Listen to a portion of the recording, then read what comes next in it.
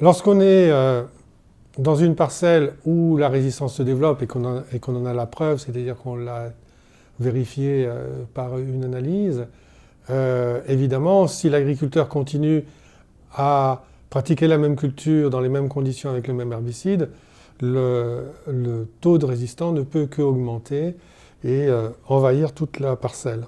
La réaction intuitive à cette chose-là, c'est de complémenter l'herbicide qui a sélectionné la résistance par un second herbicide. Eh bien, ça, c'est une mauvaise stratégie.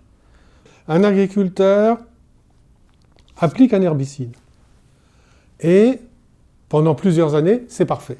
Tout va bien, il a un très bon contrôle, il est content de lui. Et puis un jour, ça va plus très bien, et puis ça se met à augmenter. Tout simplement parce que ce que lui voit sous forme de deux phases, il y a une période où ça va bien, une période où ça va plus bien, en fait c'est un phénomène constant et linéaire depuis le départ, c'est-à-dire que dès le départ, s'il y avait 1 pour 1 million ou 1 pour 10 millions de plantes résistantes dans son champ, chaque année, il contrôlait ses sensibles à 99% par exemple, et il ne contrôlait absolument pas les résistants.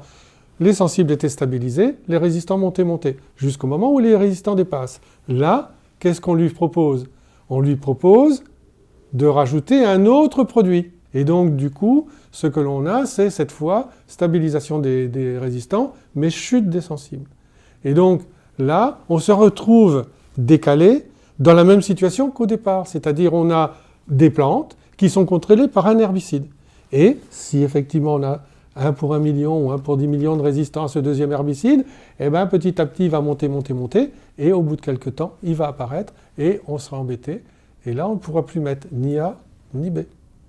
Pour que l'on valorise au maximum un désherbage, il faut impérativement viser la destruction totale des individus de l'espèce que l'on vise.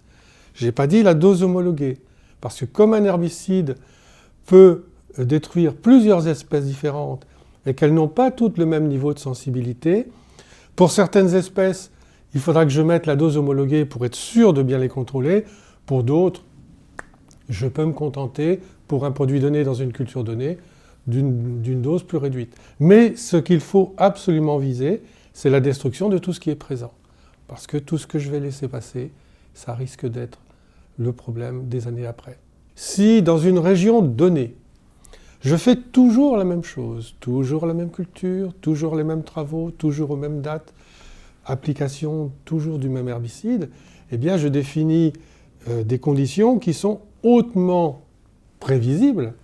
Et de ce fait, eh bien, on risque de favoriser une espèce tout simplement parce que ça va être un filtre très simple. C'est ce qui arrive dans les régions où on fait que des cultures d'hiver, avec des rotations essentiellement de céréales, colza, blé, orge ou colza, blé, blé, des semis assez précoces, eh bien, on va favoriser des espèces à germination assez précoce superficielle, à savoir du vulpin, du régras. Quand on est encore moins amené à travailler le sol et qu'on sème encore plus tôt des baumes, voire des vulpis. Et donc toutes ces espèces-là vont être très favorisées par ces conditions. Et donc évidemment, celles-ci risquent d'être plus susceptibles de donner de la résistance parce qu'elles sont favorisées. Et bien évidemment, des espèces qui ne sont pas favorisées, ça va être extrêmement difficile de trouver de la résistance parce qu'il n'y aura pas de plantes pour risquer d'être sélectionnées.